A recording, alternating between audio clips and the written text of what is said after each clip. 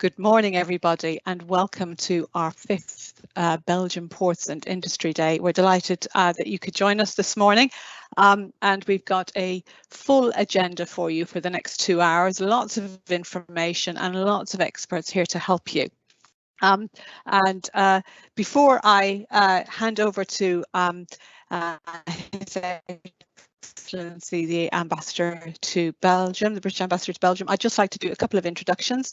Ailey, if you could move the slide, please, thank you. We will be running readiness polls throughout this event. We would like to understand how ready you are and how prepared you are to move goods between the EU and GB. So we'd be very grateful if you could take a few moments to just go into Slido on your browser or phone and use the code #BPDG and answer the questions there. There are only 3 questions. We won't take up too much of your time, but we would be grateful if you could do that for us.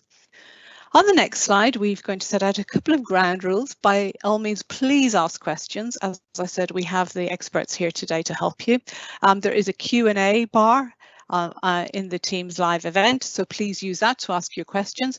We will answer some of those in the Q&A, and of course we have some time at the end of the event to pick up questions and cover those. We will be recording this webinar. A recording will be available on gov.uk, and we'll share the link with all attendees. We will make the slides available to you. Again, they will be published, and we will capture the main questions that you ask us and ensure that we have providing answers to them so that goods can keep moving and you understand what you need to do. On the next slide, we've got the agenda. As I said, we've got a fully packed 2 hours for you. But first of all, I'd like to welcome His Excellency Martin Sherman, the British Ambassador to Belgium, and invite him to open our event formally. Thank you. Thank you very much, Margaret, and welcome everybody. I'm very glad you could join us this morning. So I'm just going to say a few brief words of introduction and welcome, and I think really there are 3 things that I would like to emphasise. So the first is that from the perspective of the UK, our links with Belgium are extremely important. They're very wide, they're very deep, they go a long way back in history, of course. And our departure from the EU does not change the value we put on that important and mutually beneficial relationship with our near neighbour just across the sea. The second thing I'd like to emphasise is that as part of that very broad relationship and very broad cooperation between the UK and Belgium, business and trade occupies a central place. So clearly there are changes at the border and in the processes for moving goods between the UK and Belgium and the UK. And there are some further changes coming to the UK border model on the 1st of October and the 1st of January. Now, our intention is to do everything we can to ensure that goods continue to move smoothly.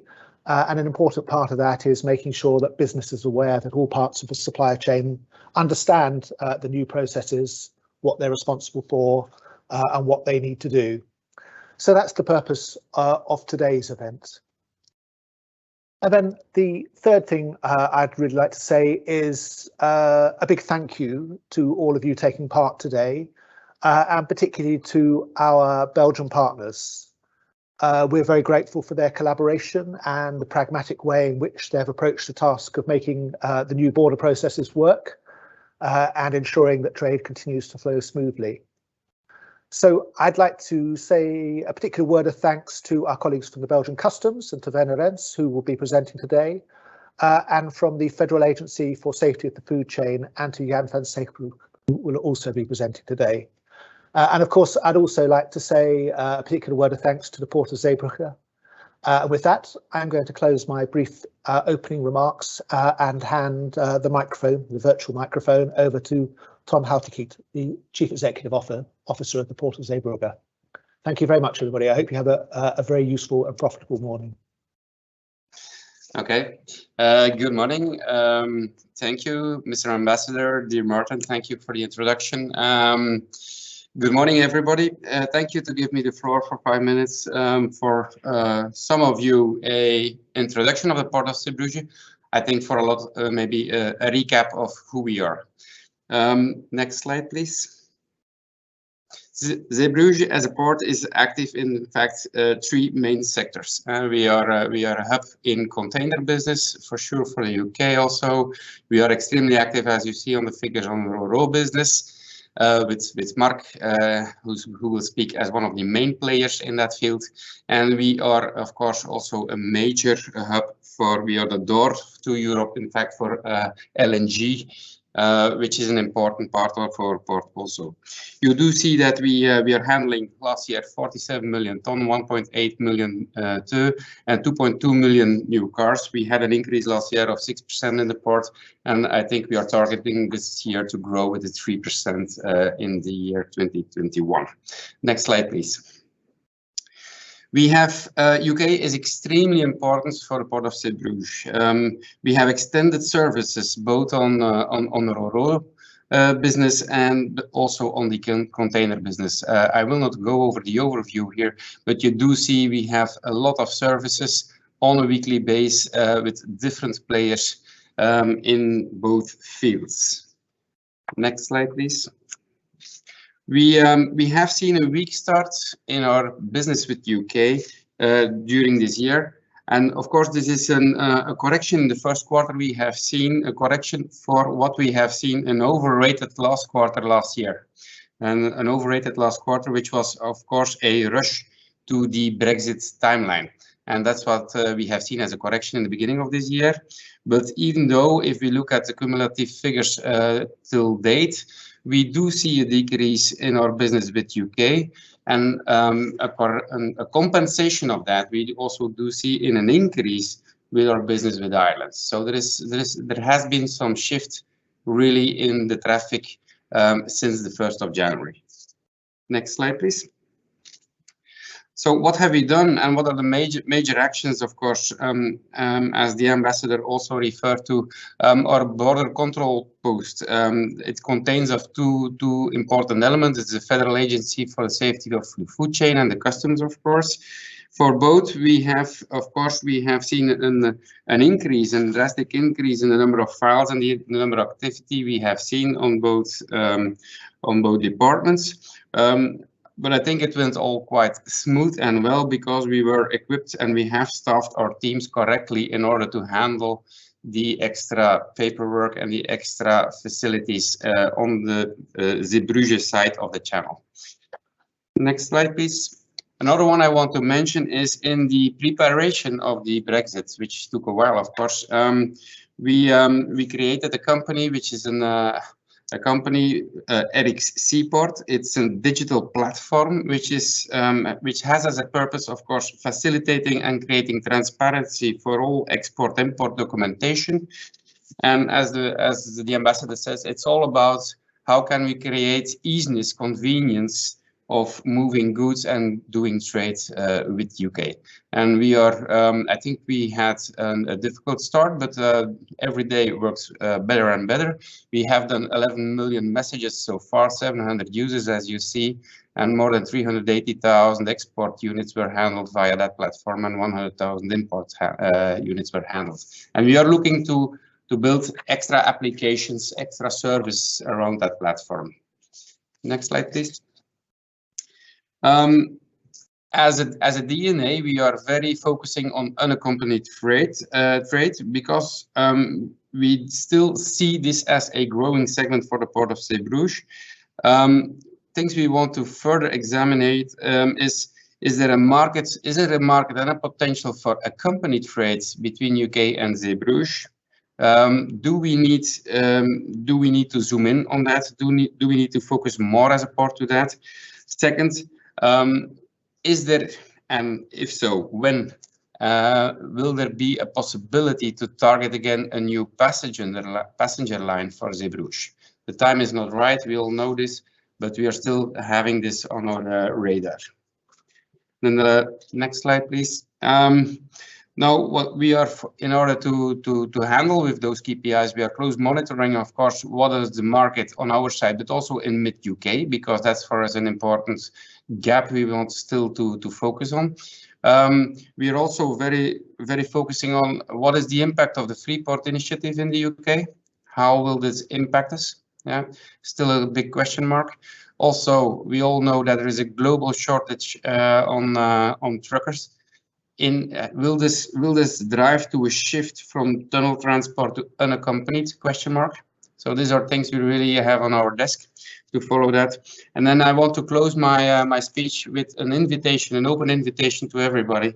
We are organizing a roadshow together, of course, with some people, but also with the Port of Antwerp and the Port of Zeebrugge and APSI. We are organizing a roadshow, and that's in the week of 21st of November to the 26th of November, where we are making stopovers in different cities, as you see there. So it's an open invitation for everybody who wants to know more about the business and the possibilities and the support you can get from the Port of Zeebrugge to join that roadshow. And next slide, please. And if you have any questions or you have an interest, we are putting 2 people in place in the UK, based in the UK. That's Patrick van Kouwenbergen, who will 3 days a week, he will be based in the UK in order to increase our business and to increase our service and support for everybody who's doing trade with us. And then we have Christine van Damme from the POM West-Vlaanderen, who is also very active together with Patrick, in cooperation with Patrick, to increase our support. I think this was a very fast recap or introduction from the Port of Zeebrugge, and I'm looking forward to this session. Thank you very much.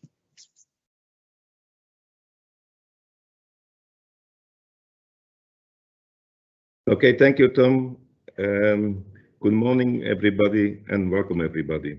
Speaking for APSI and the Chamber of Commerce and Industry of West Flanders, I'm pleased to give you also a short introduction to this 5th edition of the Brexit Industry Day. In the previous edition, in November 2020, we were not sure yet what kind of agreement would be made between UK and Europe. By now, however, we all know that the Trade and Cooperation Agreement, the so-called TCA, was made at the very last moment. Now, 9 months later, we can see that our Zeebrugge and West Flanders enterprises have shown a lot of resilience and overcame this period relatively well, especially knowing that COVID-19 came along as an extra challenge on top of the Brexit. This smooth transition was driven to the paradigm shift from physical to digital. Data highways have been set up by several companies, one of them being Eric Seaport, as mentioned before, the data platform that was formed following the Brexit between Zeebrugge community and port authorities. And on the next slide, you can see that we are proud to announce that more than 10 million messages already has exchanged by this excellent platform.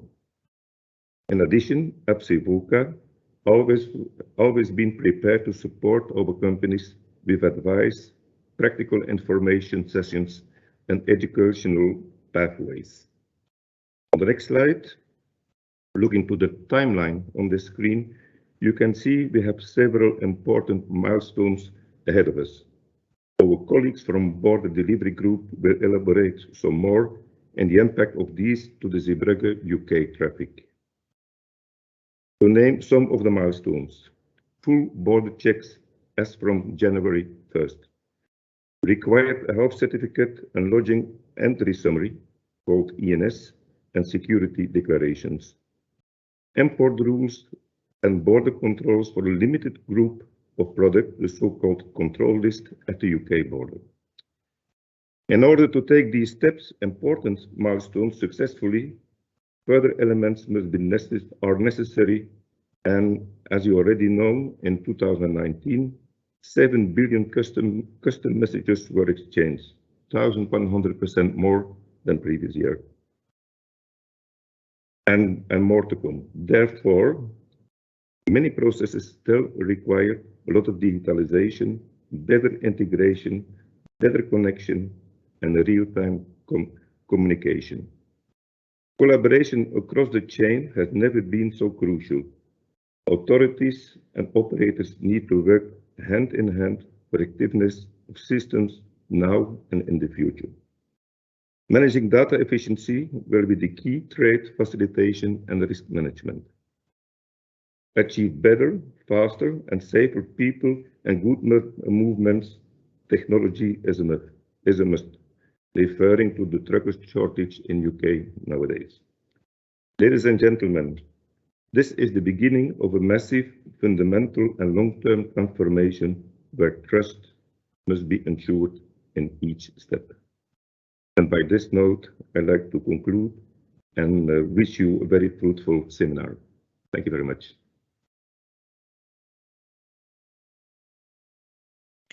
Thank you very much, Mark. Thank you. This morning, we just, as I've started off with you, we have some Slido questions for you. And I think, Ailey, if you could move on to this next slide, please. The first question we'd like to ask is about whether you've moved goods between GB and the EU since January. And we've got some options there for you as to how you've found that. So if you could please log into Slido using the hashtag BPDG and answer the question. Thank you very much. That question will be up for a little while, and I shall probably nag you in the chat to complete our Slido for us. But while you're doing that, before we come on to presentations from the UK, I'm delighted to say that we have with us today Werner Renz, and Werner is going to talk us through the last 8 months after Brexit. Werner, over to you. Thank you. Well, thank you, Margaret. So also good day from my side to all of you.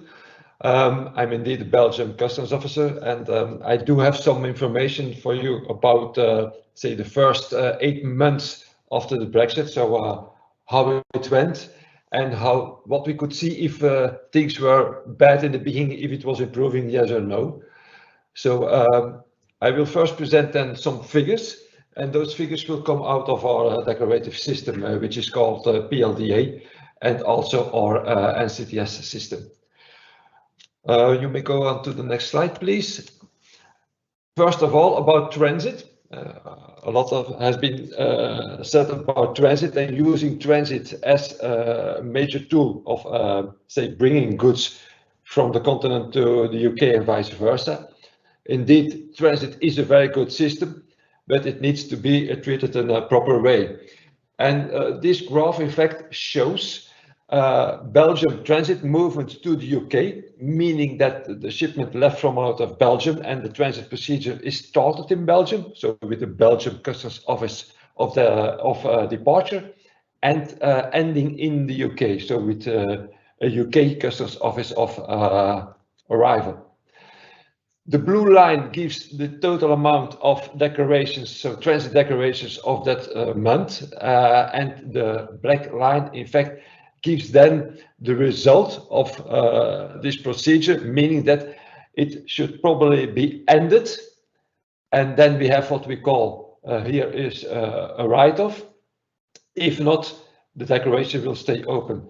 In an ideal world, normally the black line and the blue line should be the same. But of course, we are not living in an ideal world, so there are also some issues. And to go into those issues in order to see if there is some evolution going on, you may go to the next slide, which gives you then, in fact, the figures themselves and indicating the percentage of open declarations. And here you see some evolution. When I start really at the right side, these are the figures taken at the beginning of March, and then we for sure had only then the figures about January and February. And you could see that for January, for instance, almost 10% of the transit declarations were still open, were not properly ended. It was about 7% for February. 2 months later, so beginning of May, the situation was improved a bit, although when I then look to March and April, still about or around 10% was still open.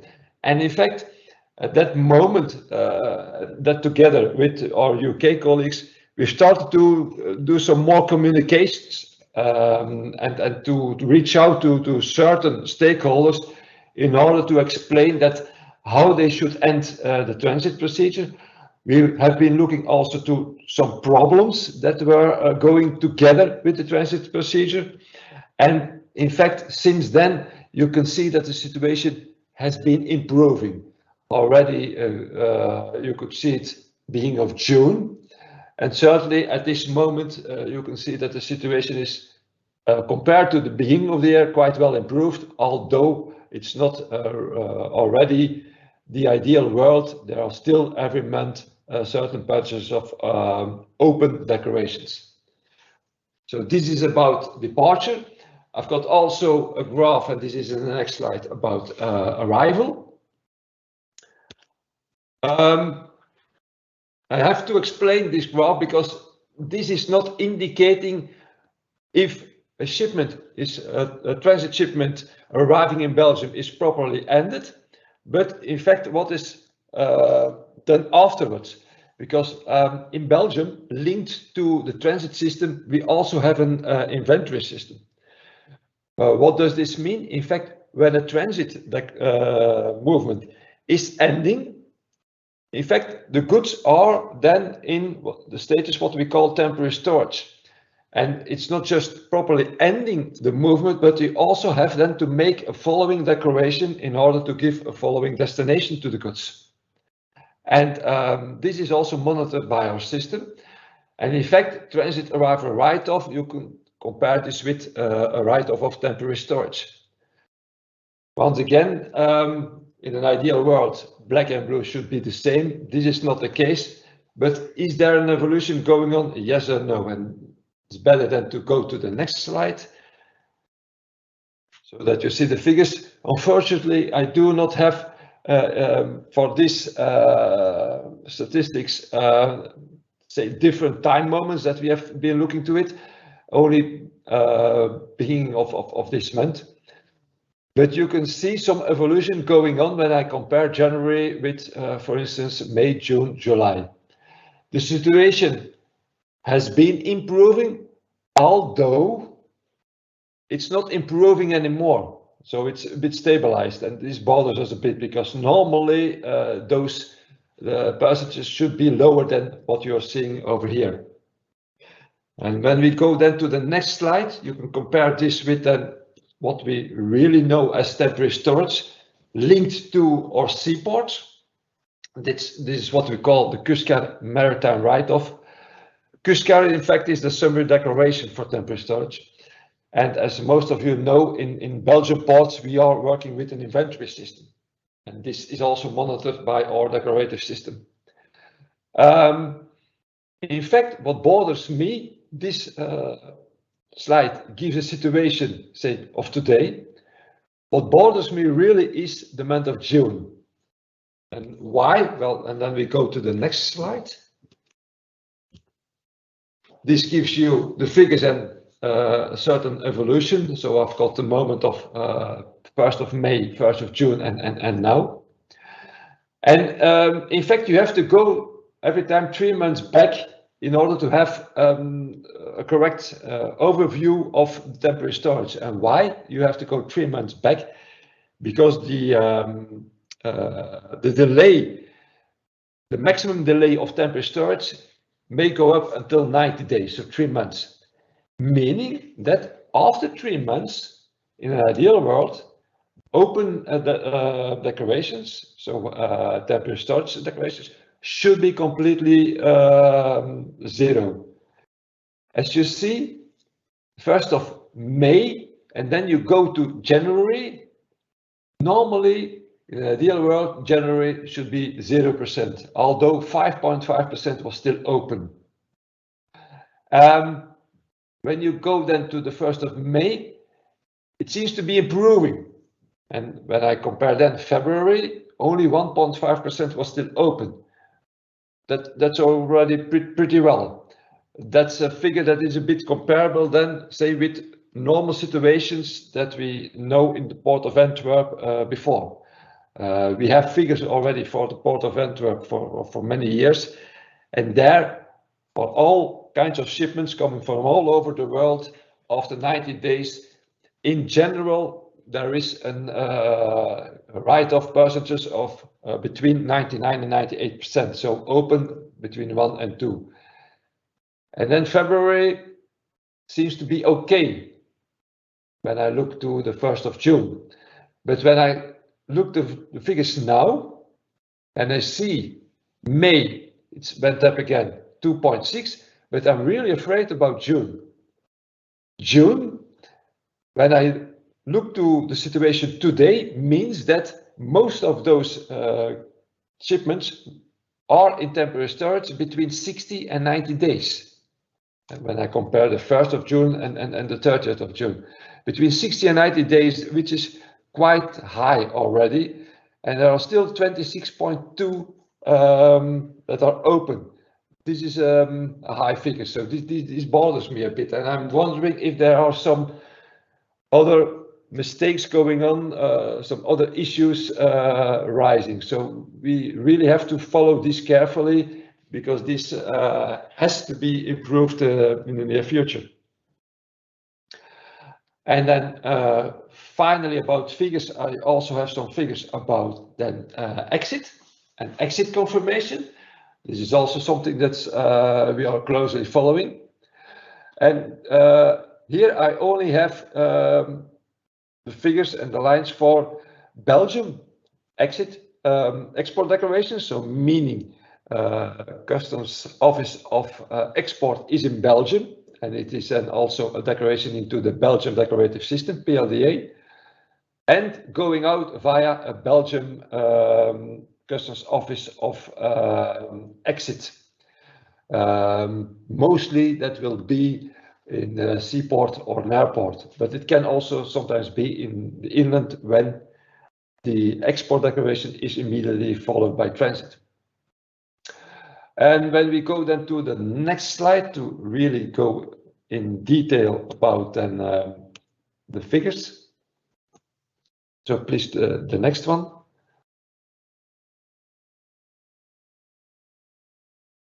You may proceed to the following slide, please.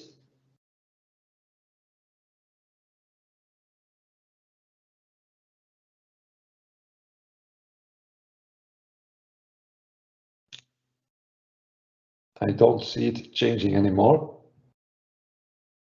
So no next slide anymore, please.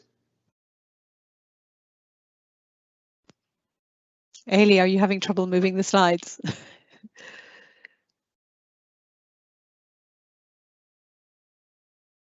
Sorry, it's moved on my screen, so can people not see that? No, we still see PLDA, be exit confirmation.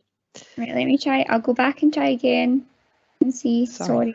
Okay, thank you.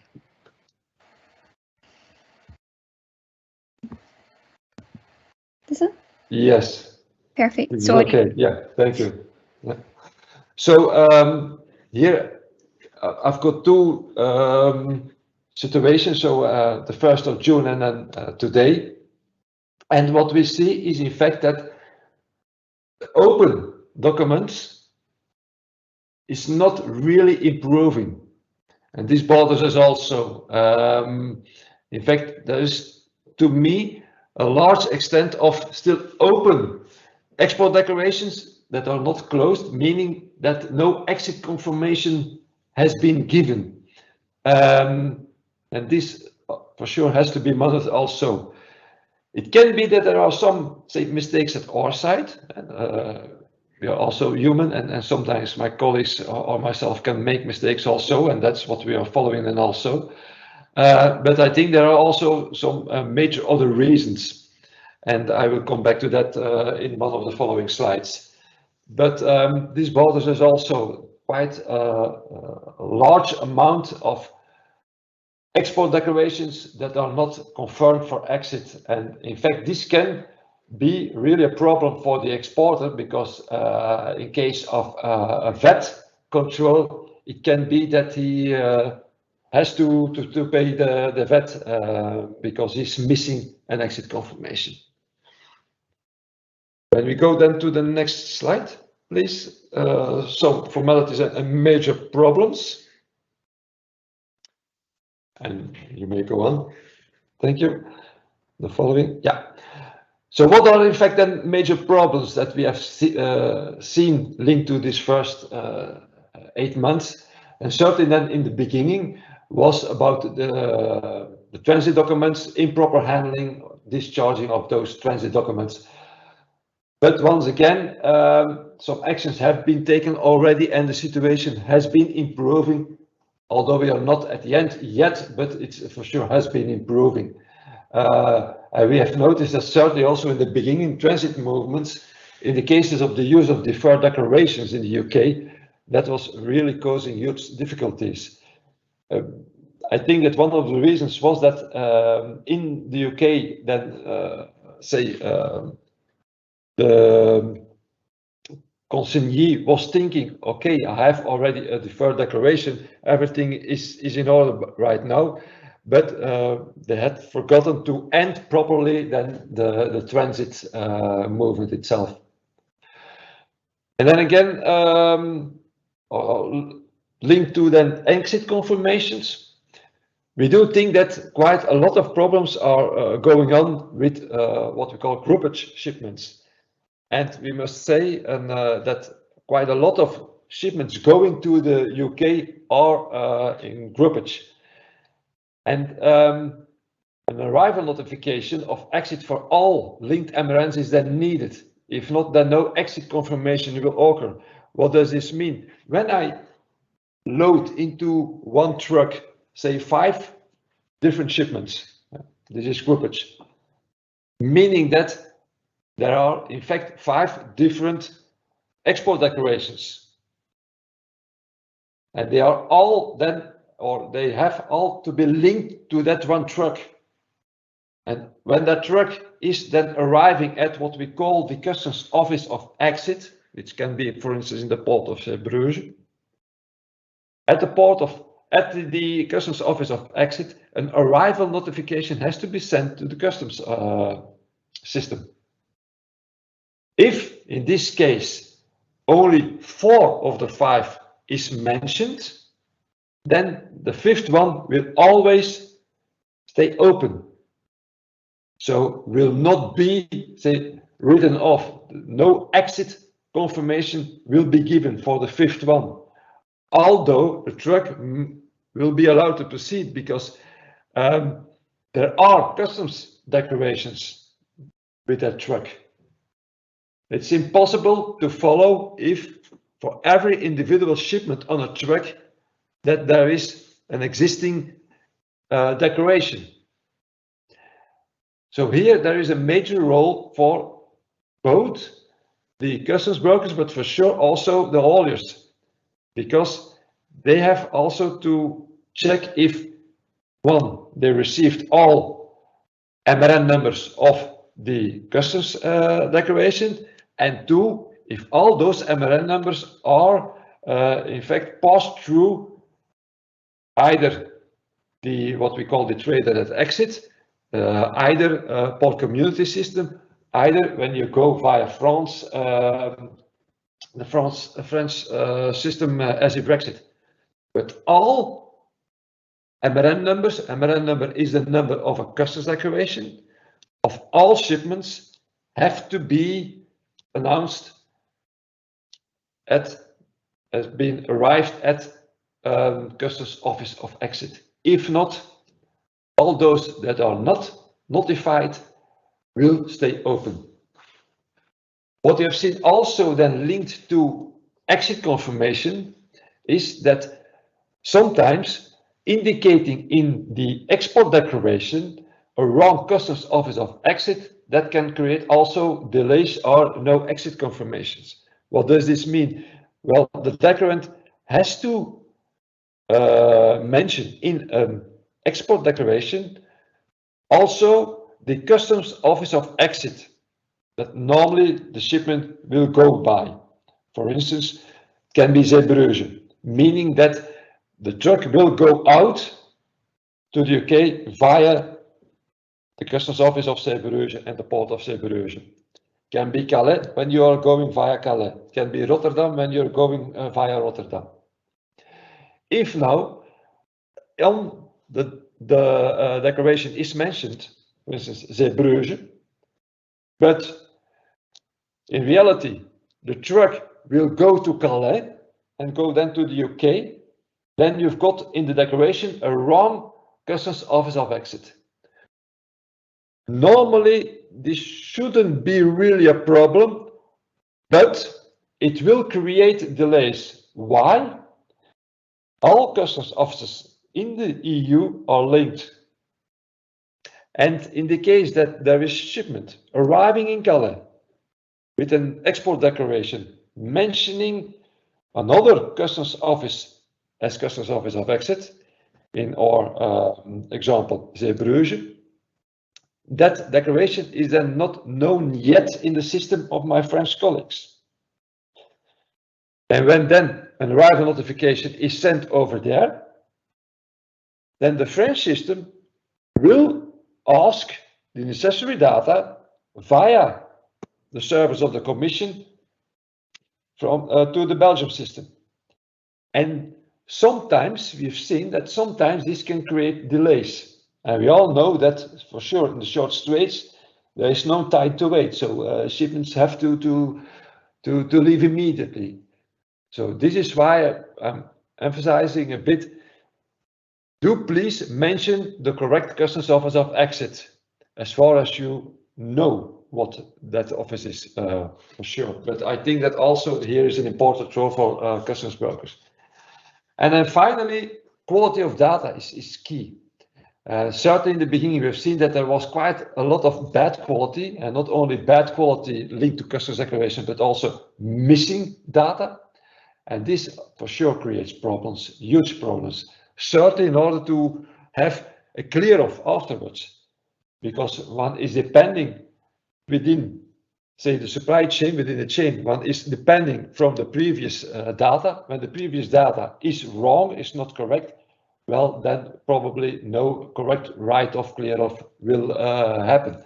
And this will cause either delays, for sure files, a lot of files, so extra work on both sides, customs officers and also private companies.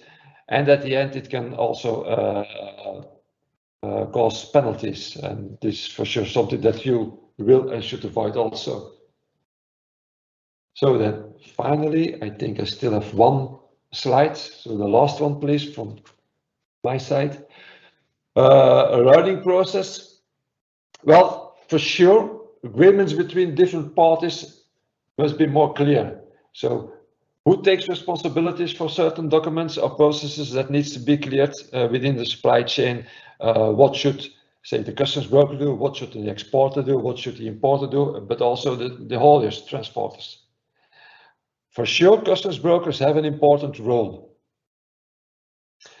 And this is a bit unfortunately, although in the EU we all have the same customs code, there can be some specific procedures that are different in each port. And here I want to emphasize that there is a difference in procedures when you use Belgian ports, and this is then linked mostly to what we call unaccompanied transport, or you use the short straits, so the French ports going to the UK, and there mostly we're talking about accompanied transport. And there is a difference in procedures between these two. So that's something that you have to bear in mind. Most of all then, and this is not valid only in this situation, but in every situation, communication is crucial. Please do communicate with each other. Please do transfer to each other the correct data, which is linked to customs declarations and those movements. But I want to end with a positive note that in general, this is something that I really have to admit, and really it pleases me. We received quite positive feedback from quite a lot of operators about the processes that have been dealt with in Belgium. So this is a bit an overview of the first 8 months as we have experiences in Belgium. Thank you, Margaret. I think now it's for Jan. Okay, everyone is hearing me? Yes, all right. So I'm Jan van Zeebrugge. I'm expert import at the Federal Agency for Safety of the Food Chain, meaning that I'm dealing especially with import issues, but since I was coordinator for the Brexit, I also had to deal with the export issues. till September of last year.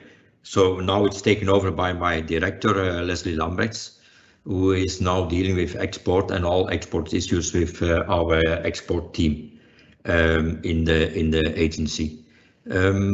Also, my director is also given some other webinars later on the year on the auspicion of the VOCA West-Vlaanderen.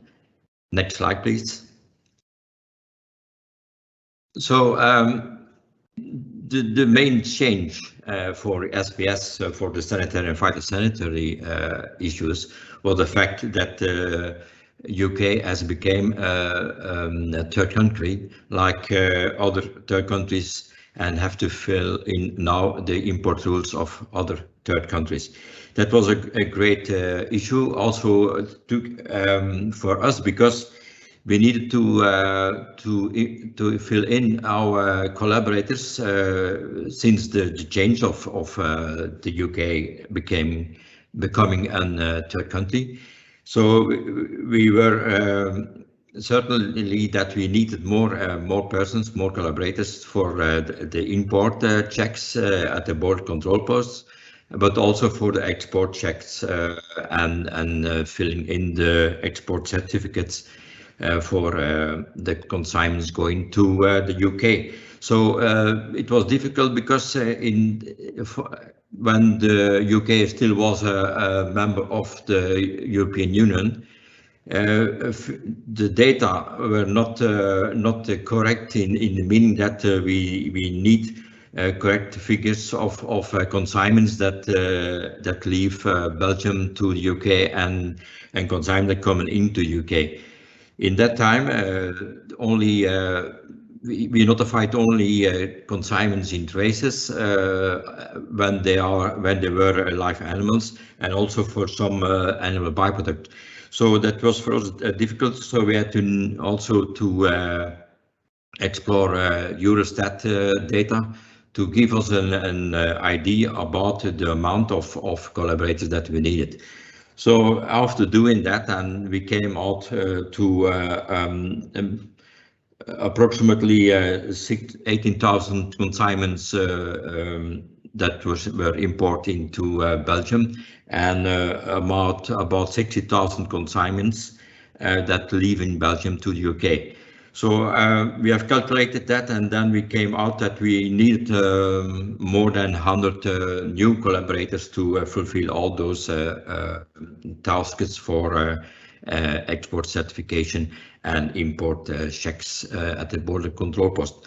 So I think we are ready, certainly with our collaborators, to take over this huge task and have a smooth trade between our two countries.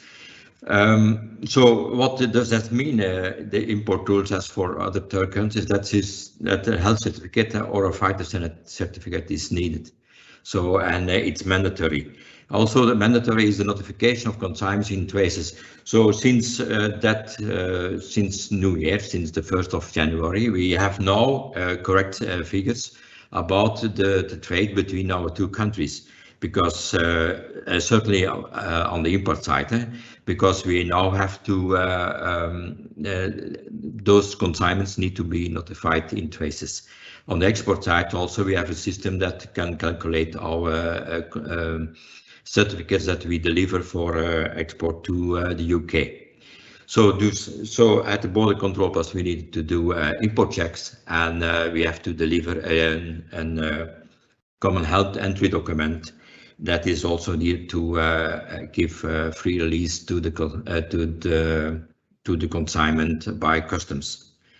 So we have still our website open for Brexit, so you can, if you're not familiar with import, you can consult our website still when needed. Also for export, you can find a lot of information when you need to have a certificate for a specified product.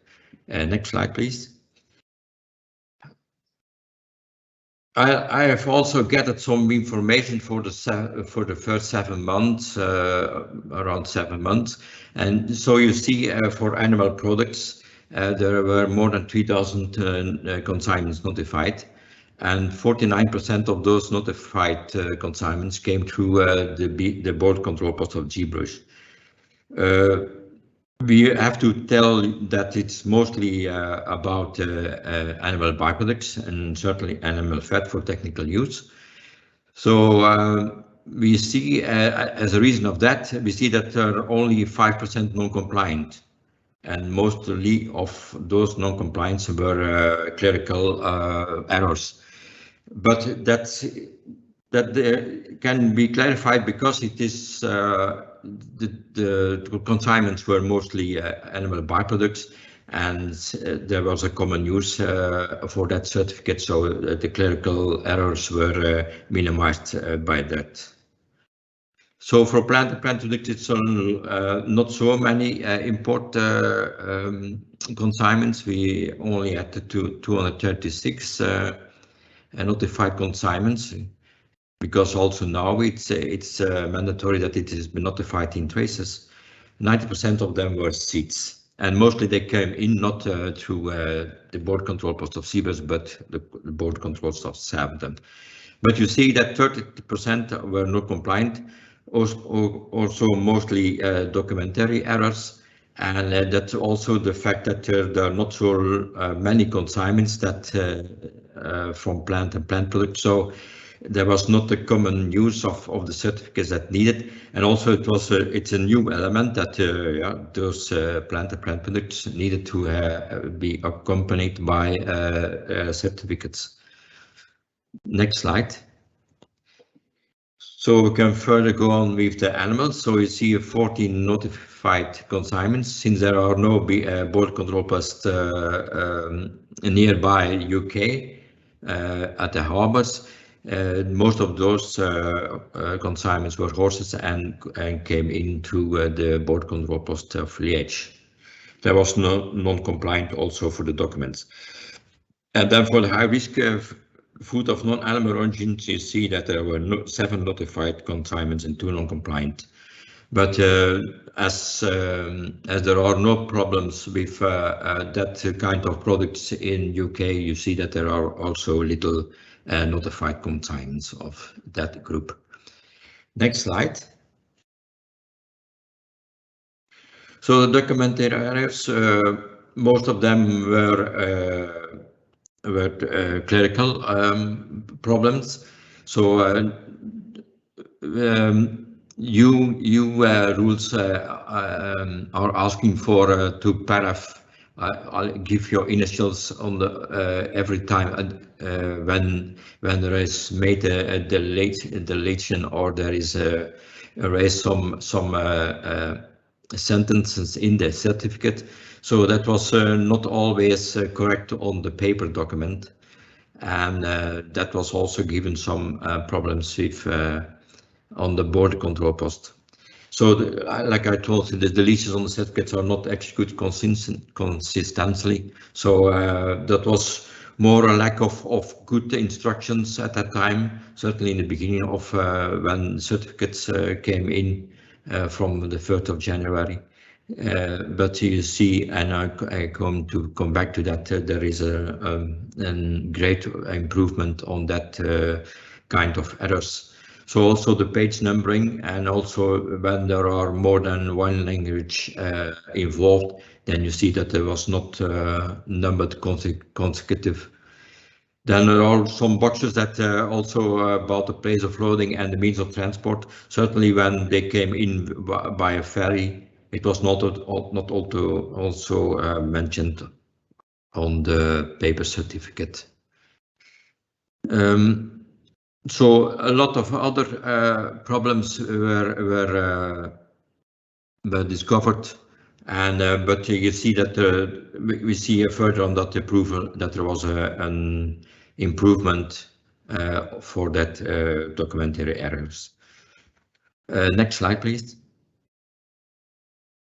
So like I already told, a strong improvement was seen on the official certificates, and we also saw, like it was with the example of the animal byproducts, the more import specific, the fewer documented errors. So the certifying officers are learning while filling in more and more certificates. And especially also the instructions for the certifiers came out to improve. And that's, I think, one of the reasons was that the guidance that was given by the European Commission to the UK responsibles, like the CVO, the Chief Veterinary Officer of the UK. And now I think we have now 15 files with more than 100 questions where the European Commission has to answer to. So that gives also a reason for better instructions for certifiers and also improvement of official certificates. Other information can also find on the DG Sante website. So I have certainly for import of composite products, I emphasize that it is public available for everyone, also in the foreign countries. Next slide. I think that was my presentation, so it's now to the other one to give. I thank you for your attention. Jan and Werner, thank you very much. That was, I think, a really useful run through of the last 6 months and lots of lessons to learn there. And I think both of you have picked up some of the questions that we are already seeing in the live Q&A in your answers, but we will come back to that and cover the questions. I was going to talk about the problems that we're seeing with discharging transits, but Werner, I know you've covered that very well, and our friends from HMRC can pick up further questions on that. We too are seeing costs and procedures and issues with groupage loads, that lack of certainty about certificates and which to fill in, but I'm hoping the presentations from Jan and Werner will have helped many of you to get ready for those GB import controls. On the next slide, please, Ailey. We are listening and we're talking to business and trade all of the time, and border industry, and we hear the asks for clear guidance on operating models and systems at GB ports and berths, and our friends at HMRC are on standby today to talk us through any questions you may have after the presentation from their colleague Nahid. We hear the call for a level playing field on all routes, that is the accompanied and unaccompanied. And of course, for the longer term, it desires to have integrated border systems and digitisation of certificates. I know there are colleagues working on that, but today we're going to focus on the immediate future and looking at the changes in GB imports from the 1st of October and from the 1st of January. So the next slide, please, Ailey. Alongside the work that we're doing, and as you can, I hope, tell from this morning, we're working together. There have been a number of border industry facilitation committees with EU officials and trade associations, and these are very useful forums to facilitate discussion on those key technical issues facing traders at the border, and colleagues from across the various departments join those so they can hear the issues and reflect that in their policy decisions and in the systems and procedures that they're building. There have been 2 border facilitation committees with Belgium, with further ones planned later this month. We have updated the UK's border operating model. I'm sure many of you will be aware of that and perhaps even have read it. We've updated the Haulier Handbook recently, and that was published in mid-August. And we are working with officials in our Belgian industry representatives, I should say, to set up some testing of the GVMS system. So lots of work going on in the background to make things flow and work beautifully. And the next slide, please. So moving on then to the changes in GB. This slide is a useful one perhaps for you to keep and summarises the changes coming from the 1st of October and the 1st of January. I'm not going to read through them because I don't want to take time from presenters from HMRC and DEFRA who are going to talk you through the details of this. But as I said, we will share the slide pack so you will have this handy guide perhaps to help you with GB changes. That's enough from me. I'm very pleased to hand over now to Naheed Williamson from HMRC to talk us through customs procedures. Thank you, Naheed. Thank you, Margaret. Hello and good morning, everyone. My name is Naheed Williamson and I work in Her Majesty's Revenue and Customs. Can I have the next slide, please, Ailey? So I'm going to start with customs declarations. So during 2021, importers of non-controlled EU goods will have the option of using delayed declarations in place of a full customs declaration. This is going to be particularly beneficial for importers who have not yet put in place procedures to make full customs declarations or authorised to use the simplified customs processes. So if you are using delayed declarations, you will need to make a declaration in your commercial records at the time of import, known as entry into declarants records, EIDR, followed by a supplementary declaration within 175 days after import. Just to add, importers using delayed declarations need to be authorised for simplified declarations or appoint an agent who is authorised.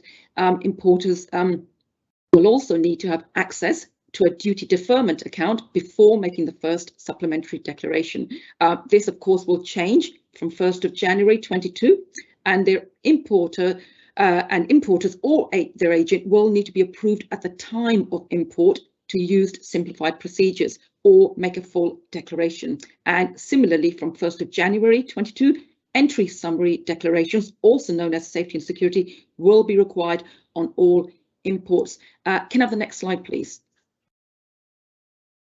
So currently there is a waiver on ENS requirements for goods being imported from EU into Great Britain. But from 1st of January 22, as full entry summary declarations will be required, this legal requirement will mean ENS is complete and accurate at the time it is submitted into the Safety and Security GB system. However, we know that information can change due to unforeseen circumstances such as weather or traffic. So there is the ability to amend the ENS after the initial submission, right up until the time the goods arrive into GB customs territory. Carriers have the legal responsibility to ensure that safety and security declarations are submitted. A third party, of course, may lodge a declaration, but it must be done with the carrier's knowledge and consent. Can I have the next slide, please, Ailey?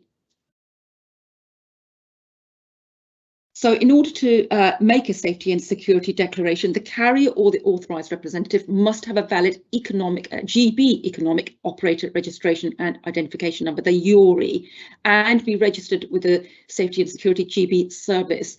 The Safety and Security GB service will manage digital communications between customs administrators and carriers and will lodge, handle and process the ENS in advance of the arrival of goods and the issuing of a movement reference number, the MRN. It is the carrier's, again, responsibility that declarations are made within the legal time limits. And this link here in the slide is for anyone planning to develop their own IT software to interact with the Safety and Security service. Can I have the next slide, please, Ailey? So moving to the exit summary declaration, the EXS, it is worthwhile highlighting or adding that this supports the economic recovery from the impact of the pandemic and give businesses more time to prepare for the new customs requirements. So there is an exit summary waiver currently in place for certain movements, as it states in the slide, in relation to the movements of empty pallets, containers and modes of transport being moved under a transport contract, and on all roll-on, roll-off, ro-ro movement of goods. That waiver ends on the 30th of September, and from the 1st of October, exit summary declaration will be required for all movements. That said, I have to say this, in most cases, the safety and security requirements for exports are met using the customs export declaration, but where an export declaration is not used from the 1st of October, an exit summary declaration must be completed. Can I have the next slide, please? Now, from 1st of January 22, there will be two main standard customs models to control goods imported into GB. This will support the flow of goods and minimise the risk of congestion. Border locations receiving goods into GB from the EU will be able to operate the tried and tested temporary storage model or a new pre-lodgement model. The pre-lodgement model is for locations where space and infrastructure does not accommodate temporary storage.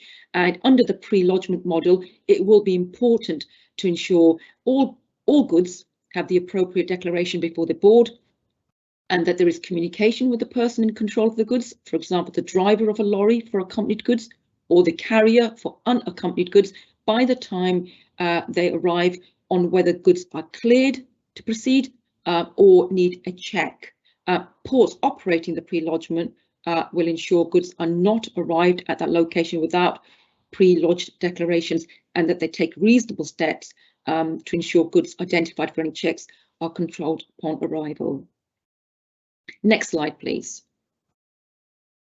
So I won't cover this in detail because the slide has been prepared by Cabinet Office colleagues and gives a broad overview of GVMS operating at these locations, and you will be expected to, I think, receive these slides afterwards, so I won't go into any detail here. Can I have the next slide, please? So, as I've mentioned, the new pre-lodgement control model will be in place where ports may not have the space and infrastructure to hold all goods on arrival. The new IT system, the Goods Vehicle Movement Service, the GVMS, will operate to support this. Essentially, GVMS function will enable declaration references to be linked together so that the driver or the haulier, for example, only needs to present one single reference, the goods movement reference, the GMR, at the frontier to prove all the necessary declarations have been pre-lodged for the goods on the vehicle. The GVMS will enable HMRC to send notification of any risks, whether they're cleared or not cleared, into HMRC systems to the person in control of the goods by the time they physically arrive in the UK, so that they know where they need to proceed to. GVMS also automates the Office of Transit function, marking the entry of goods into the UK customs territory. Can I have the next slide, please, Ailey?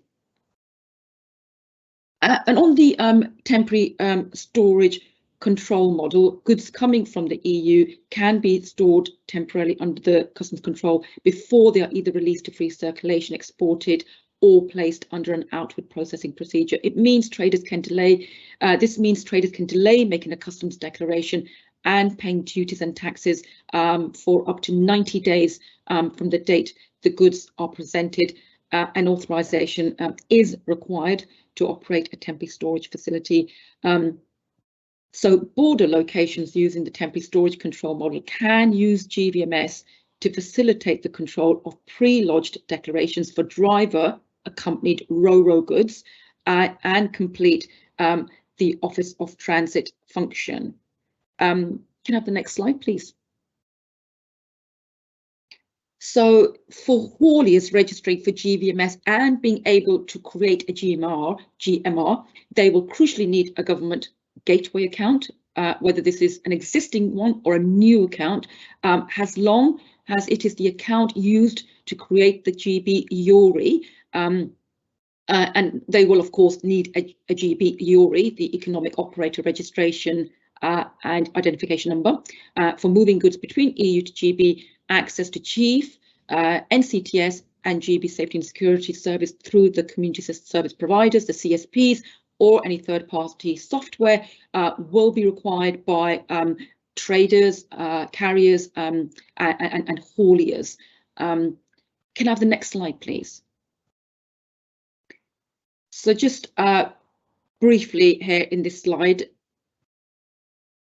is that the next slide, Ailey? Have you got that next slide on? Right, thank you. So in this slide, you can see the step-by-step process on GVMS imports, which has a starting point for moving goods and what happens before they arrive at the EU place of exit, and then once they actually arrive at the EU place of exit, followed by leaving the EU. So that just gives a broad overview. I won't cover that. Can I have the next slide, please? So interesting. We've had a conversation, just a good discussion on transit already. So I want to just highlight in this slide some common errors and mistakes when transit movements are not discharged at the office of destination or by the authorised consignee. When your goods arrive at the destination country, it's important that the transit accompanying document, the TAD, is presented to customs at the office of destination. This is a customs office or at the premises of an authorised consignee, your own or your agent's premises, so that they can inform the NCTS that the goods have arrived. Even if your goods have been presented to an office of transit at the border in the country of destination, the haulier must attend an office of destination or premises of an authorised consignee to end the transit movement, which will then allow the guarantee to be released. If you do not discharge your transit, as explained earlier, and the guarantee is not released, some traders will end up reaching their limit on guarantees. And if the limit is reached, then new transit movements cannot start, which can cause significant disruption to your supply chain. Next slide, please. Now, if a transit movement is closed on NCTS before the goods have left the EU, this will be regarded as being legally non-compliant, where a consignee closes off a transit movement before goods have been received. And in these circumstances, as the goods are no longer valid under a valid transit movement, they will be stopped at the border and held for checks, and they may incur penalties. And there have been examples of paperwork errors, mistakes. So it is important to highlight that if the papers are not in order, or if information is missing, such as weight, volume or description of goods, the movement cannot be discharged on arrival, and of course the guarantee can't be released. Can I have the next slide, please, Ailey? So I won't cover too much detail on declaring the wrong office of declaration, because I think we have had some of this covered already. So if that's okay, in the interest of time, I'll move to the next slide, please. Okay, postponed VAT accounting. Now, postponed VAT account is available to VAT registered businesses.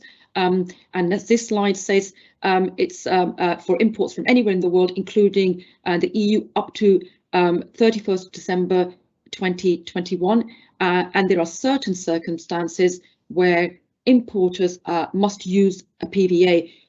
But after that date, the use of PVA will be optional in nearly all circumstances. So for delayed declarations or simplified procedures and entry in declarants records, importers must use PVA. PVA is available but optional to traders who do not use delayed declarations. Non-VAT registered traders will be able to pay VAT at the point of declaration. That includes the supplementary declaration. Non-established taxable persons are also entitled to use PVA, but they must hold a UK EORI and instruct an agent to make the declaration on their behalf. Next slide, please. So excise, the rules which applied to excise before to excise moving goods between GB and the rest of the world now apply to goods moving between GB and the EU. In other words, excise goods transported between GB and the EU are treated as rest of world movements. This means that goods moving under duty suspension to and from a tax warehouse to the place that enter or exit GB must use the UK version of the excise movement and control system, the EMCS. Okay, can I have the next slide, please? Okay, reusable packaging. Okay, since January 2021, an import or export declaration has been required on reusable packaging and for returned goods relief or temporary admission to declare or temporary admission. The declaration can be made orally or by conduct. Now, to qualify for a relief from import duty, the reusable packaging must have been in UK free circulation from 1st of January 21. For reusable packaging from the EU, it must have been transported to the EU before the end of the transition period and returned before the 31st of December 2021. And just to add here that the importer and exporter do not need to own the packaging or the goods contained in them, but to claim the returned goods relief, they need to be the same person. The importer and exporter needs to be the same person. Okay, thank you. Next slide, please.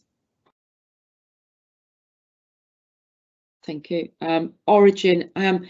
I just want to briefly explain here that under the UK-EU Trade Cooperation Agreement, the TCTA, for origin preference, traders need to classify their goods first and check that the goods meet the rules. To make a claim, the importer can use a statement of origin made by the exporter that the product is originating, or they can use the importer's knowledge that the product is originating. The REX, the Registered Exporter System number in the EU, is the exporter's reference number, which is required with a consignment as a total value equivalent of €6,000. In the UK, the exporter reference number will be the economic operator's registration and identification number, that the EORI, basically. Can I have the next slide, please, Ailey? So I'm going to be very brief here on Incoterms, as these rules are set by the International Chamber of Commerce. I think just to say it's an important part of the process, and taking key steps to agree the Incoterms ahead in advance will assure that there is a clear understanding who is taking the responsibility, and for you to be able to share this information within your supply chain. That brings me to the end of my presentation. Margaret, I'll hand it back to you. Many thanks. Thank you, Nahid. And I recognise all that was a very quick run through the customs requirements, and we're probably going to have an equally quick run through the requirements for exporting food and drink from the EU to GB. But as I said, the slides will be available for you all to go through in slower time, and we will have some time for questions and answers at the end of the sessions. But I'm delighted to welcome Anastasia Bernhardt from the Department of Environment, Food and Rural Affairs. Thank you, Anastasia. Fantastic, thanks Margaret, and good morning everyone. So today I'm going to be clarifying the phased import controls that the UK will be introducing on October 1st for food and drink being exported from the EU into Great Britain. Now, as Margaret has just said, I'm not going to be able to cover everything in detail, but you will receive this slide pack after the event today to read in your own time. And I've included lots of useful links for you and further guidance. There are two key links I would just like to draw your attention to, which are at the end of this section of the slide pack. So the first is a file sharing site that contains all of the latest detailed guidance for products of animal origin, live animals, animal byproducts, and high-risk food and feed not of animal origin. So this includes issues such as health certification, IT systems for pre-notification, groupage models, and composite products. Now, you do need to register to use this service with your email address, and just to warn you, it could take up to 48 hours to have access granted, but that is the best place for you to find the most up-to-date guidance. The second link to flag for you is our plant health portal, where you can find the latest guidance for plants and plant products as well. Please do use the Q&A function to indicate any area where you'd like further clarification. I am being joined by my colleagues Lisa Ramsey and Jack Stacey on animal products and live animals, Jason Pollock on plants and plant products, and I believe we also have Andrea Cranfield from the Food Standards Agency with us today, and they will be joining us for the Q&A session. If we can go on to the next slide. This outlines controls that are already in force and came into force in January earlier this year. As I said, I'm going to be focusing on future controls, so if you do need a reminder, this is the place to come. On to the next slide, which gives us an overview of the timeline for all of the import controls coming in for sanitary and phytosanitary products from October through until March 2022. but I'm going to cover this all in a bit more detail. So if we move on to the next slide, and I will talk to you more about products of animal origin. So to clarify what I mean by products of animal origin, I mean any product that has come from an animal and that is eaten by humans.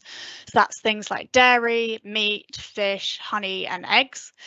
Now, these controls also apply to certain animal byproducts. So that's any animal product that is not to be eaten by humans, and high-risk food and feed not of animal origin.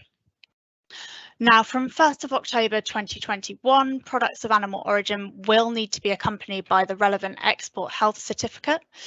Now, as the EU exporter, you are responsible for obtaining that health certificate. Your importer based in Great Britain will also need to pre-notify the arrival of the goods using the IPAFS IT system. Now, I will cover both health certificates and IPAFS in more detail in the next few slides.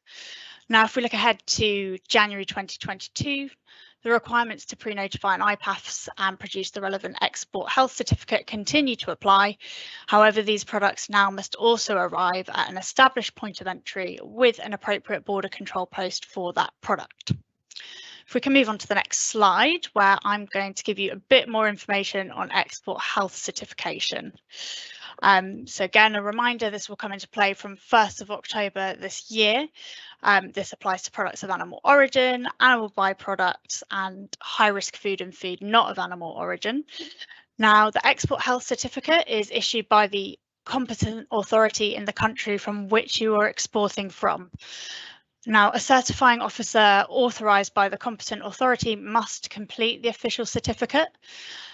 What I mean by a certifying officer, I mean an official veterinarian or an official inspector as defined by the relevant EU retained legislation. They need to ensure that they have clearly completed all the designated fields on the certificate. So the EU exporter needs to send an electronic copy of the health certificate to their importer in Great Britain. They also need to ensure that a physical copy of the original certified health certificate travels with the consignment. Your importer in Great Britain will then upload that electronic copy of the certificate to IPAFS as part of the pre-notification process. Now, any official sanitary and phytosanitary documents that are required to accompany the health certificate, such as any additional attestations or lab results, will be specified on the relevant health certificate. And just to be aware, other documentation may be required depending on the commodity you trade in. So I'm thinking of a catch certificate would be needed for marine caught fish here. On to the next slide. Now, as I've said, the health certificate comes from the competent authority in the country you're exporting from, but we do have a link on this slide that shows you a whole range of model health certificates, which you can use these to check the specific requirements for your commodity.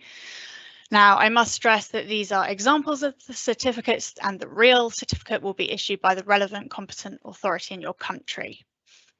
Now, there are more details about how these certificates are filled out in the link at the bottom of this slide. Just to say, if you cannot identify an appropriate health certificate, you should speak with your importer in Great Britain and check gov.uk for an import licence. Now, if there's no import licence available, you will need to complete an IV58 form and send it to the Animal and Plant Health Agency. And this slide contains both a link to that form and the email address that you need to send that to.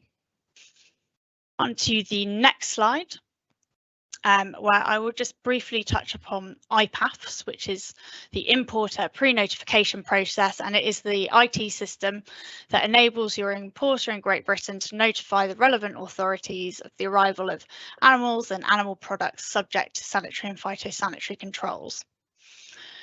So from 1st of October, for any products of animal origin for human consumption, certain animal byproducts and high-risk food and feed not of animal origin arriving from the EU will need to be pre-notified using this system.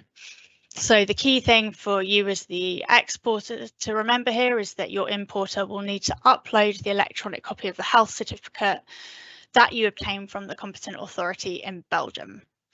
Now, this system and process will allow for remote documentary checks to take place from October 2021. In order to preserve the flow of goods into Great Britain and prevent any delays at the border. On to the next slide, please. Just to give you an idea of the sort of information that needs to be inputted as part of that pre-notification. So that would be things like what is the product that is being imported, the date it's being imported, which country the imported product is arriving from, and the place of destination of the consignment. Now, between October and December 2021, importers will be required to submit a simplified notification in IPAFs. So to be aware that from January 2022, additional details will be required. Now, on the next slide, we've got a link to a few webinars and demonstrations that just walk you through how to register and use IPAFs. But like I say, this is for your importer based in Great Britain to do. On to the next slide, please. So just a quick word on pre-notification times. So for products of animal origin, certain animal byproducts, and high-risk food and feed not of animal origin, importers can notify no less than 4 hours in advance of arrival at the point of entry. Now, please be aware this is a temporary arrangement and that from 1st of January, you'll need to contact the competent authority at the point of entry to determine if a derogation from 24 hours can be applied. For live animals, IPAF's pre-notification must be made at least 1 working day in advance of the goods arrival at the point of entry. For plants and plant products, importers need to submit import notifications at least 4 working hours prior to the arrival for roll-on and roll-off and air movements, or at least 1 working day prior to arrival by all other modes of transport, along with the phytosanitary certificate. Now, pre-authorization by DEFRA, or the Animal and Plant Health Agency for certain animal byproducts, prior to any imports taking place may also be required. We can move to the next slide.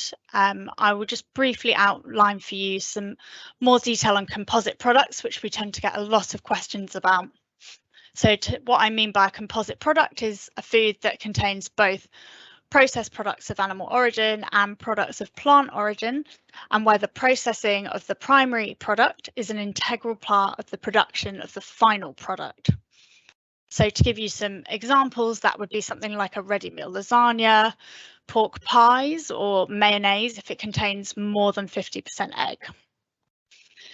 Now, composite products must follow the stage requirements for products of animal origin, as I've just laid out. However, there are a few exemptions, so some goods may be exempt if they contain less than 50% processed animal product, no meat product, and they meet the requirements set out in legislation. If your goods contain any meat product or more than 50% animal product, it must be pre-notified using IPAFs, must be accompanied by an export health certificate, and follow the phased approach as set out for products of animal origin. Now, if you're not sure if this applies to your product, there is much more detailed guidance, including a composite product decision tree available on the Animal Imports file sharing link, which I previously mentioned, and you'll find at the end of this presentation. Just in the interest of time, I'm going to skip past this slide and onto the next, where I will talk to you about groupage, as I've seen there have been a couple of questions that have come in on this already. So groupage is the term used by industry to describe the commercial grouping of multiple consignments within a single sealed trailer or container. Now, there are 4 models that have been developed for importing groupage loads from the European Union into Great Britain. These methods include the consolidation hub method, whereby different consignments are brought together at a single approved premises.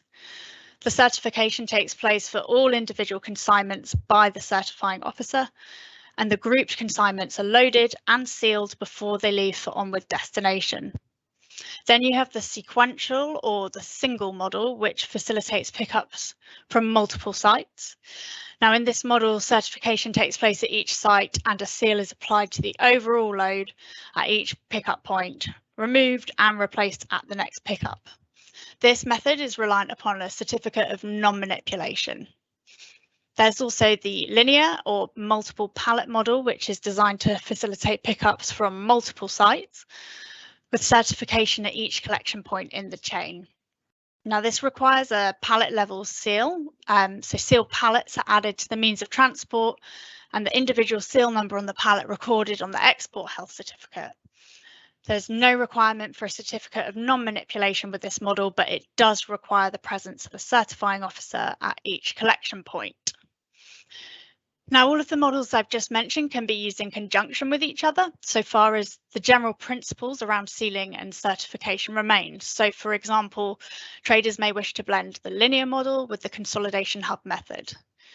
Now, the key with the mixed hybrid approach will be ensuring full traceability of all products entering Great Britain. Now, I am by no means an expert on groupage, it's quite a technical area. So what I have done here, I've included a link to a video recording of a webinar, which goes through these models in a lot more detail on this slide. And again, more information can be found on the Animal Imports file sharing website as well. On to the next slide. Now, just a reminder that since January earlier this year, live animals and germinal products have been required to pre-notify using IPAFs at least 1 working day before the expected time of arrival at the point of entry, and for animals to be accompanied by a health certificate. Your importer in Great Britain must supply the EU exporter or the official veterinarian with the unique notification number that is produced when the importer pre-notifies the UK's Animal and Plant Health Agency about the import via IPAFs. As the exporter, you must add the UNN to the commercial documentation or health certificate. Now, physical checks on live animals are carried out at destination. Now, while these measures continue to apply, from 1st of January, there are new requirements for germinal products to enter via an established point of entry with an appropriate border control post. By March 2022, live animals must also enter via an established point of entry with an appropriate border control post for documentary, identity and physical checks, and high-risk live animals will continue to be checked at 100%. On to the next slide. So to talk a little bit about the phasing of controls for plants and plant products. Products in this category include plants for planting, vegetables, flowers, some seeds, and most fruits unless they've been preserved by deep freezing. Now, currently only high priority plants are subject to import controls. The next set of changes you need to be aware of are those coming into force on the 1st of January 2022. And that will be when high priority plants and plant products will start to undergo physical and identity checks at an appropriate border control post instead of the place of destination. Also, by January, all regulated plants and plant products will need to follow the requirements for pre-notification and to be accompanied by phytosanitary certification. By March 2022, physical and identity checks on all regulated plants and plant products will be carried out at border control posts. Plant import notification will join IPAFs during autumn this year. However, until your importer is advised to move on to the new system, they should continue to use the current service, which is Peach. Now, I can see that Margaret has come up on the screen, which means she's probably wanting to move on to the Q&A. So what I will just quickly do is say we've got some further slides in this slide pack, which will be shared with you. There's some further detail on phytosanitary certification. There are also some additional non-sanitary and phytosanitary requirements that you may need to comply with. So these are things like marketing standards, food labelling requirements, and organics. Again, I will make sure this slide pack is shared with you after today and you will have further detail there. But thank you very much for your attention. Margaret, I will hand back over to you now. Anastasia, thank you very much. And as the audience can see, there are a number of slides that and detail that we'll be sharing with you about niche areas. But thank you, and I'm so sorry to rush you on, but I wanted to give enough time for Q&A towards the end of the event, and also, of course, for our colleagues from Border Force to talk us through the identity card requirements. So Elizabeth and Darren, if you're ready to talk us through those, thank you. Thanks, Margaret. Hi, everybody. Many thanks for inviting us along today. We're here because from the 1st of October, there is going to be a change to our identity cards policy. So if you can just have the next slide, please. So just to give you a brief background of what's changing. So as I said, from the 1st of October 2021, it won't be possible to enter the UK using an EU, EEA or Swiss ID card, except where the holder has applied to the EU settlement scheme or otherwise has protected rights under the Citizens' Rights Agreements. So this will mean that most EU, EEA or Swiss nationals will now need a passport rather than an ID card to enter the UK from the 1st of October. People who arrive at the UK border with incorrect documents may be refused entry. So for the purpose of today's audience, that will obviously be drivers and industry sectors. They will now need to have a passport to arrive unless they are one of the following. Citizens can continue to use their ID card into the UK until at least the 31st of December 2025 if they follow into the following categories. And so as already mentioned, if they have settled or pre-settled status under the EU settlement scheme, if they have applied to the EU settlement scheme, but they haven't had a decision on this yet, a EU settlement scheme family permit, a frontier worker permit, a visa as a S2 healthcare visitor, and there are a few other caveats that Swiss nationals may also continue to travel on an ID card if they have a visa as a service provider from Switzerland. Gibraltar ID cards held by Britsits and Irish passport cards may continue to be used for travel to the UK. And Darren is going to quickly run through some Q&As that will be really useful for yourselves and for your stakeholders. Yeah, thanks very much, Liz. So what we've done here is, I mean, of course, we're happy to answer any questions anyone has. I mean, what we've tried to do on this slide is effectively compile the most common and repeated questions that we're getting asked over and over around the ID card changes. So there's a few here, but as I say, you know, if you have any more, please do pop it in the chat in the sidebar, and we'll come to those. So if you don't have a passport, will you still be able to enter the UK? The short answer is you are liable to be refused unless you are a member of one of the protected groups, as Liz has already outlined. So the bottom line is ID cards for a number of reasons, but mainly border security will not be accepted at the UK border. Will hauliers, oil managers be fined for arriving at the border without a passport? That's a no. There's no plans to fine anybody for trying to get in on an ID card or anything like that. However, of course, they will still be liable to be refused. And as you can imagine, with the large number of hauliers we get arriving at the UK, repeated people trying to get in on ID cards could cause quite a significant disruption, which of course delay entry times into the UK and exacerbate disruption on the journey. Drivers apply for a passport but it will not be ready before the 1st of October. Can they provide alternative? I'm afraid pending applications for passports will not be accepted. I mean, as I said, there's been quite a lot of communications on the subject already, going for quite a while now. So we would expect people to have a passport ready to go should they not be eligible to use their ID cards. So pending applications won't be accepted. And finally, on the subject of frontier workers permits, if the permit is linked to a driver's ID card, do they still need to carry a passport? The answer, of course, is no, because as is already outlined, a frontier workers permit is an exception to the change. So they can still use their ID card and they'll be able to use that until at least the 31st December 2025. So as I say, that's some of the repeated questions we're getting asked on the subject, but if you have any more, please do raise them with us and we'll be happy to do our best to answer them. Thank you. Back to you, Margaret. I think that's our presentation now. Thank you very much. And we'll move swiftly on to Daniel, who's going to talk us through business travel. Thank you, Daniel. Thank you, Margaret. If we just go straight onto the first slide. So the UK introduced its new immigration system this year, and the main route to come into work in the UK is our skilled worker visa. Now, this has a set of requirements that you have to have a job offer in advance from a Home Office licensed sponsor, and the job's got to be at the required skill level. There is a minimum salary threshold an individual has to be paid under this route, so that is normally £25,600 or the going rate for that profession, whichever is higher. There is an English language requirement that goes alongside that route as well. but there are tradable points, so you can reduce that salary requirement if you have certain characteristics. So you work in a job that's on the UK's shortage occupation list, you have a relevant qualification, or you're a new entrant to the labour market. However, there are a number of general business activities that are permitted under our visitor immigration rules. So those are activities you can do without needing a visa.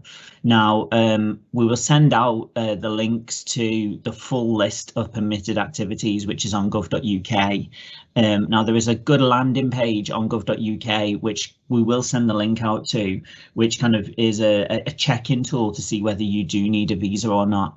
But generally, as a business visitor, you can attend meetings, you can attend conferences, you can come for interviews, you can come to negotiate and sign deals and contracts. You can attend trade fairs. You can come and carry out site visits and inspections. There are also a number of intra-corporate activities even. So this is for an employee of an organisation that's based outside of the UK. They can advise, consult, troubleshoot or provide training for UK employees of the same corporate group. And there is also the provision for where an overseas company has a contract of purchase, supply or lease with a UK company or organisation with specific after-sales services. So an employee of the overseas company may install, dismantle, repair or advise on equipment, computer software or hardware that it was contracted to provide. There are a few other routes, and again, we'll send the links out to you, but you can apply for a temporary worker visa under the international agreement worker visas. That's under the tier 5 route. If you're contracted to do work covered by an international treaty or international law whilst you're in the UK, so that covers some some services under contract as a contractual service supplier or an independent professional, and we do also have temporary worker routes for charity workers, religious workers and seasonal workers, but we will send out all the links to there, and I'll stop there. Thank you very much, Daniel. And last but by no means least, our colleagues from the Department of Business, Energy and Industrial Strategy are going to talk us through the latest news on UKCA marking. Thank you, Christopher. Thanks very much, Margaret. Yeah, this morning I'll be giving a very brief update on the timeline for implementation for the UKCA marking, or the new UK regulatory regime for goods.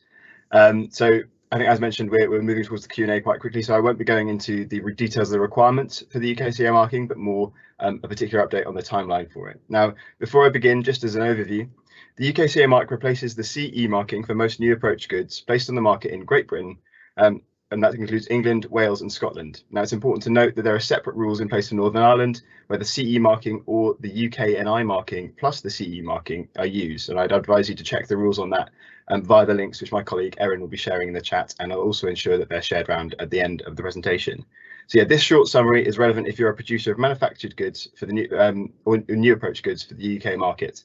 So in the last fortnight, the UK government have made a recent announcement that we have extended the time allowed for businesses to prepare for the implementation of the UKCA marking.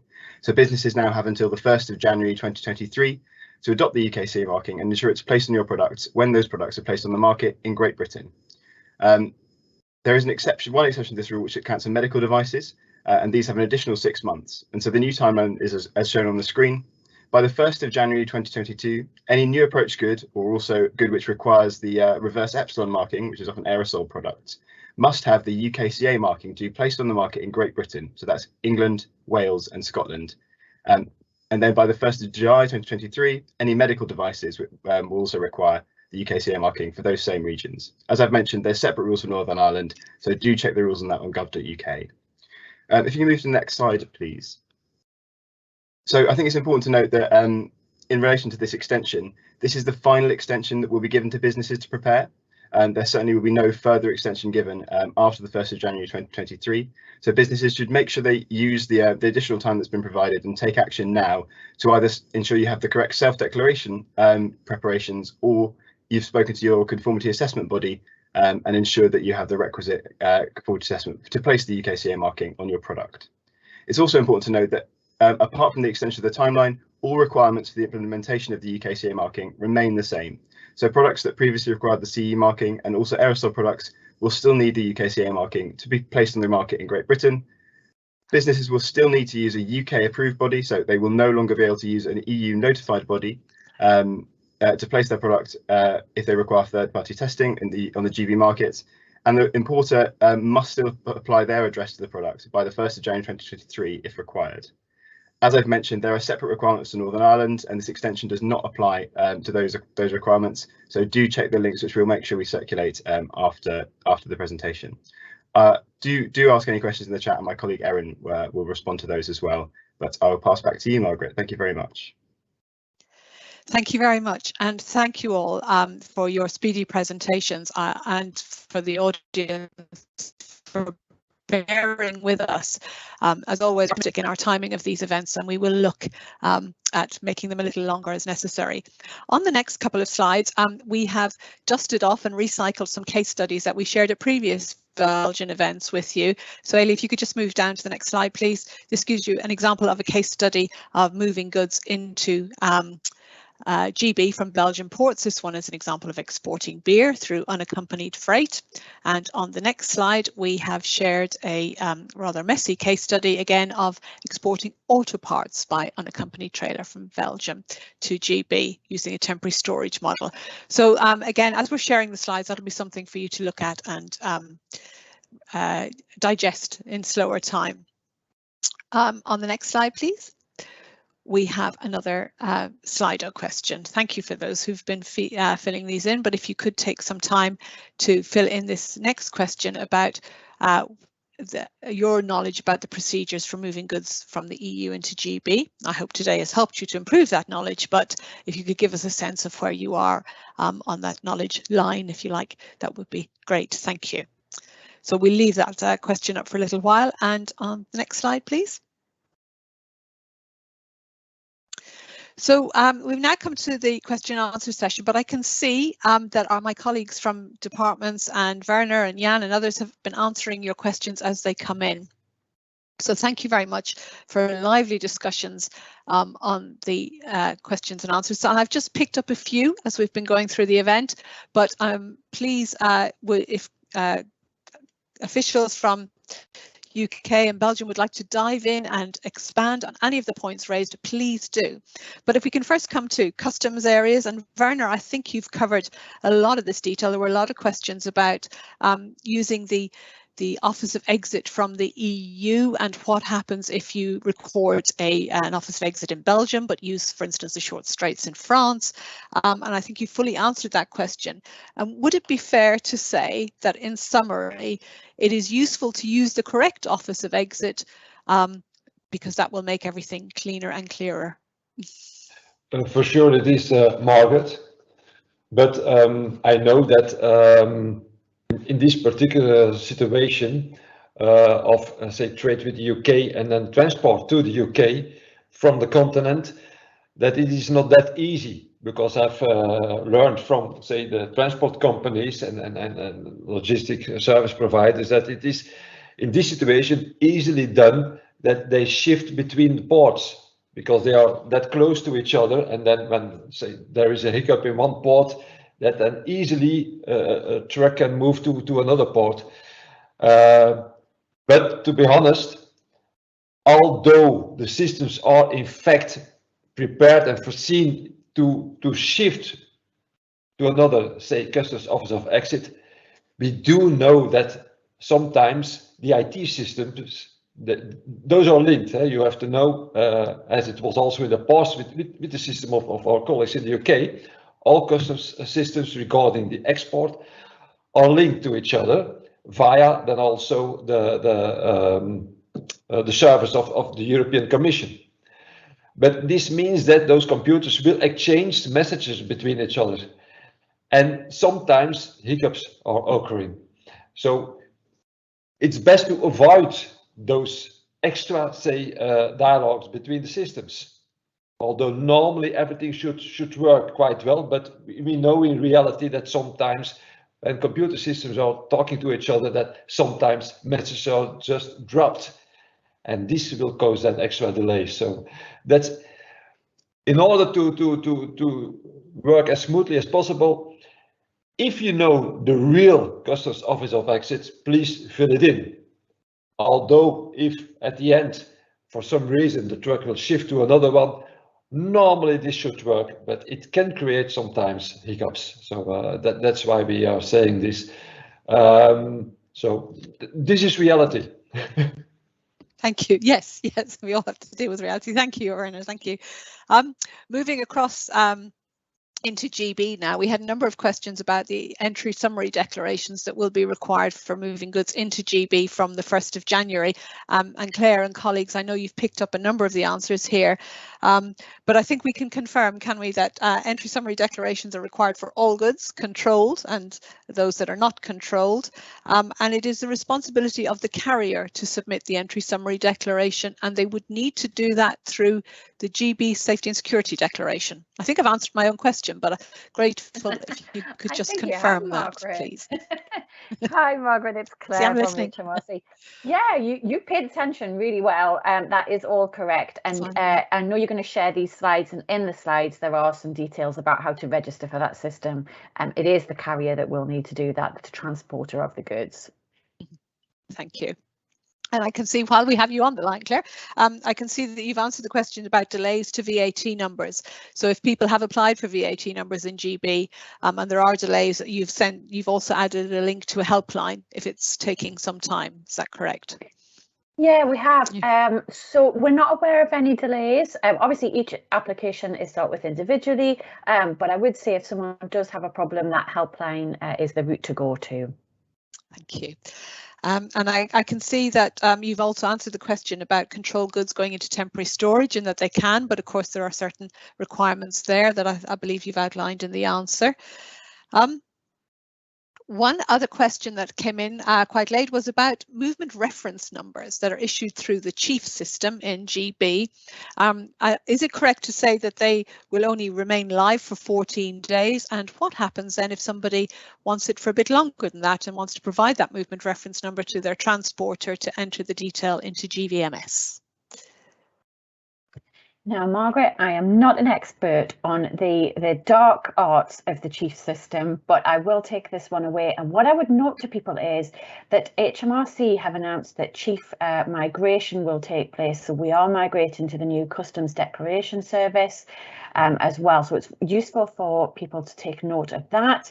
And that will take place next year and the following year for imports and exports at slightly different dates. So worth people getting familiar with that. And there is a trade address rehearsal, sort of a practice environment that people can use for that as well. Fabulous, thank you.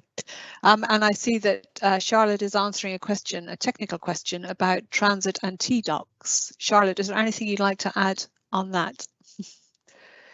Thank you, Margaret. Yes, I think that the question that came in was about some transit documents that were provided to the carrier, and the carrier had then not submitted those to customs as expected by the haulier.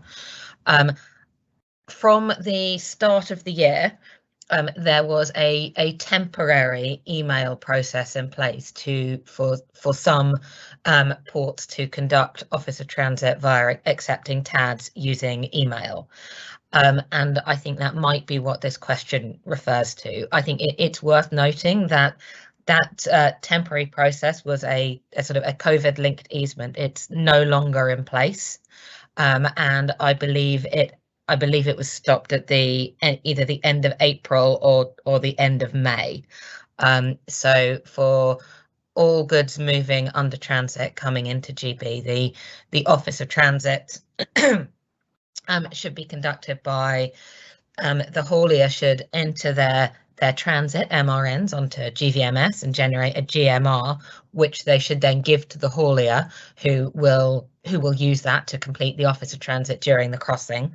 And when they arrive in Great Britain, the haulier is responsible for presenting the TAD and the goods to Border Force at the Office of Destination on arrival, which may or may not be the same office as the Office of Transit. Thank you very much, Charlotte. And one of the questions that has come up is about how will drivers know where they need to take their goods for an SPS check? And I know there's some work going on with my friends in HMRC and DEFRA to look at the GVMS system and look at the messaging there. Is there anything you can tell us this morning about work on that? Claire, Anastasia, Nahid?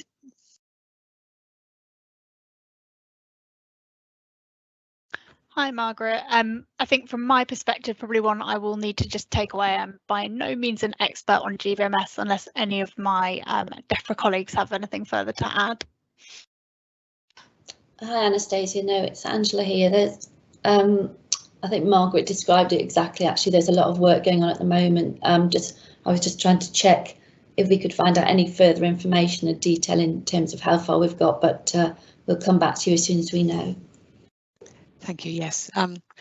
So this event is our first industry day for some time across Europe, and we will be doing other industry days over the course of the next few weeks and months in other member states. But you're very welcome to join those. And as we get closer and closer to the 1st of January, we will ensure that information is published about the different systems and procedures, and of course that we will run events to allow you to have questions and answers, and perhaps even give more time for questions and answers in the events.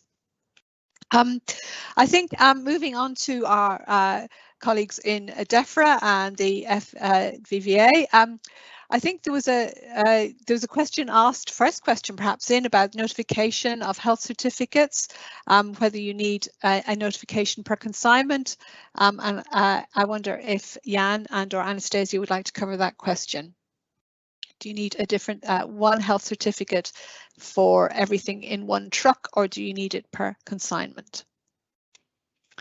Thanks, Margaret. Lisa or Jack, do you have the latest on that? Hi, good morning. It's Lisa here. I think we have actually answered that question. I hope we've answered it enough in the Q&A. But if not, then please do come back to us and we'll make sure that it's answered. Okay, so for those who have missed the answer, it'll be back through the Q&A there. Thank you. There was another question, and apologies if you've already answered this, but it'd be useful just to let us know, is there a solution if somebody is trying to calculate the exact weights from mixed products? So the example given was mixed animal kibble. So how would somebody know the exact weight of the various types of meat that are in there? Is there a solution to that when filling in export health certificates? Thank you. Thanks. That's actually a question that we have gone back to our policy experts on, so we'll share that when we get the answer. Lovely. Okay, thank you. There was also a question about moving high-risk food not of animal origin into the EU and then on to GB. And Jan, thank you. I can see that you gave the answer that in this situation, if the goods are moving through the EU on transit, they would not need to be tested in the EU. But I wondered if the Food Standards Agency or DEFRA colleagues would like to add anything to that about moving, I suppose we should call it third country goods of high-risk food not of animal origin into the EU and onto GB. What are the requirements when that gets to GB? Hello, Margaret. It's John Furzer from the Food Hello, Standards John. Agency. Hi. Yes, I can confirm the arrangements in those situations. So effectively, those products would be considered the same way as direct third country imports into GB. So if those products have transited the EU and have not been placed on the EU market because they've not been controlled by the EU, they must be pre-notified. Obviously, we're talking about from January onwards, but they must be pre-notified on the IPAF system in accordance with the pre-notification times. They must enter through an appropriately approved border control post, where they will then be subject to the relevant controls at the specified frequencies in the legislation. Thank you, John. Thank you. IPAFs. Can an EU operator with no permanent established in the UK register and record details on IPAFs pre-notification on IPAFs, Anastasia and team? Thanks, Margaret. I'll hand that one over to our animal imports team. Thanks, Anastasia. This is a question that we are getting trying to firm up on at the moment, so we'll share further information as soon as we can. Thank you. Okay. I noting the time, we're running out, but one of the things that has come up throughout the presentations is, and particularly when Werner was talking through his figures, that the comments were made that it looks as though traders and others are preparing for the changes by stockpiling perhaps goods in GB. I'd just like to ask our colleagues in the customs departments if you're seeing signs of that starting again, or you're hearing about that, or is that what you're expecting for the changes from 1st of January in particular?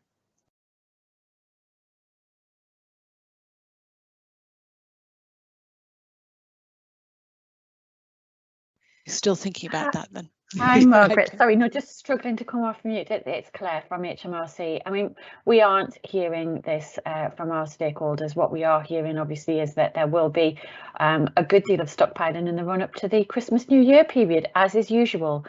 So we expect that there will be quite a demand on customs warehousing and other areas of storage, both in the UK and in the EU. But that's, I think, normal service. Thank you. Werner, anything you wanted to add? Not really, No? Margaret. So okay, thank you. From our side, we don't think that there will be a same stockpiling as we have seen last year because of the Brexit. But indeed, for sure, we always see every year some kind of stockpiling during, say, the end of the year, and also always a certain drop in the beginning of the next year, in January. This is usual business. We don't think, we are not really expecting to have it in the same amount, the same extent as we have seen last year. Okay, thank you. So we had a lot of presentations today from our colleagues across government, but of course our colleagues in the Department of Transport couldn't join us today, but I know many of you have raised and asked us about the shortage of HGV drivers, and in the UK, we are seeing a shortage of HGV drivers, as others may be after as we all emerge from this pandemic.